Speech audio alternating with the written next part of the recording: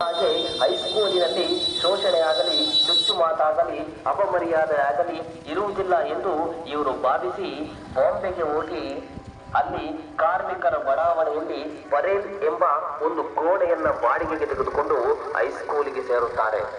ಆದರೆ ಶಾಲೆಗೆ ಸೇರುವ ಸಂದರ್ಭದಲ್ಲಿಯೇ ಇವರಿಗೆ ಅಸ್ಪೃಶ್ಯತೆ ಅನುಭವವಾಗುತ್ತದೆ.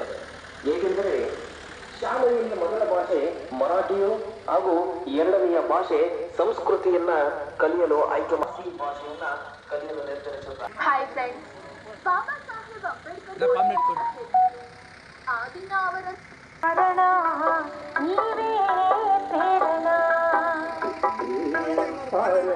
ಸಾಹೇಬರ ಭೂಮಿ ಕಂಡ ನಿಜ ದೇವರ ಇನ್ನೆಲ್ಲಿ ಕಾಣಲಿ ಅಂಬೇಡ್ಕರ. ಮರೆಯಲಿ ಹೇಗೆ ಮರೆಯಲಿ ಬಾಬಾ ಸಾಹೇಬರ ಭೂಮಿ ಕಂಡ ನಿಜ ದೇವರ ಕಾಣಲಿ ಅಂಬೇಡ್ಕರ.